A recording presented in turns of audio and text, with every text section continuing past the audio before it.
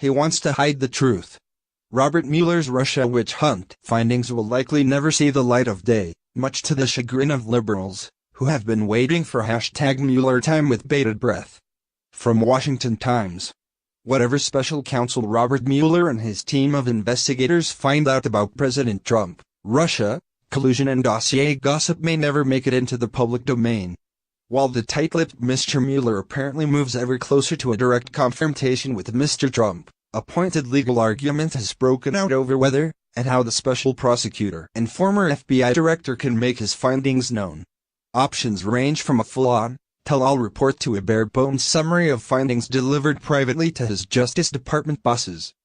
Precedents from previous special prosecutors have been all over the map on disclosure, from the highly detailed report prepared by Ken Starr against Bill Clinton to far more modest disclosures. Which direction the former FBI director takes, legal scholars say, ultimately depends on how he imagines his role as special counsel, and his reading of the updated statute regarding the work of special counsels. The question of whether and how the public will learn what Mueller knows is actually complicated legally, complicated historically, and complicated as well with respect to another variable, how Mueller imagines his role as special counsel. Quinta Jurecic and Benjamin Witz, top editors at the legal news blog Lawfare, wrote in a recent analysis of the question. Regulations governing special counsels mandate that Mr. Mueller submit a confidential report to the Attorney General at the conclusion of his investigation. But there are major ambiguities, starting with what the Mueller team decides to include. With Attorney General Jeff Sessions recused from the investigation, the report would go to Deputy Attorney General Rod Rosenstein, who selected Mr. Mueller. A second major question mark in the law involves what happens next. The statute says Mr. Rosenstein can override the confidentiality restriction if that would be in the public interest, to the extent that release would comply with applicable legal restrictions.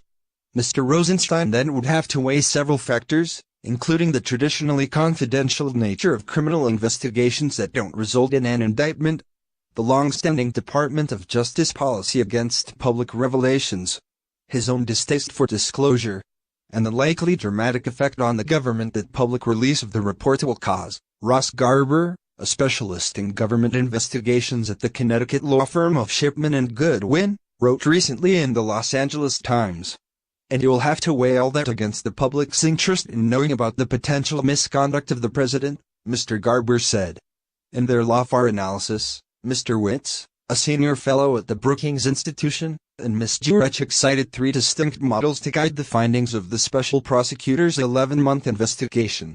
These models lead to different outcomes in terms of how much the public could be told.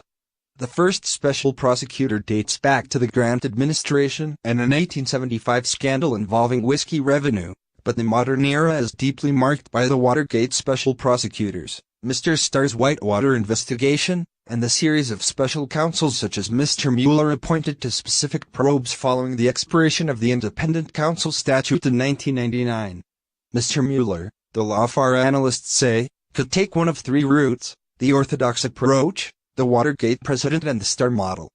Broadly speaking, at least in the modern era, they write, these reports have taken two forms: final reports of the investigation and referrals to Congress of material that might be grounds for impeachment.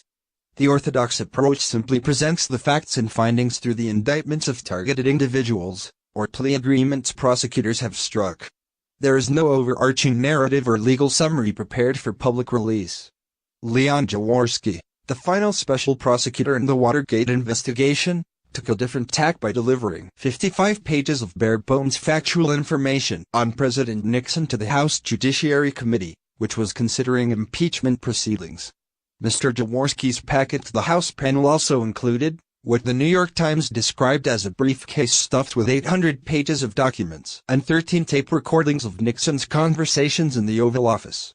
But Mr. Jaworski's report offered no independent legal conclusions, and was drafted with the intent of allowing members of Congress to draw their own conclusions in the political matter of impeachment. Nixon resigned before the House of Representatives voted on Mr. Jaworski's findings. Starr and Whitewater. At the other extreme, Mr. Mueller could follow in the footsteps of Mr. Starr, who spent 5 years as an independent counsel originally charged with investigating President Clinton's failed real estate deal known as Whitewater.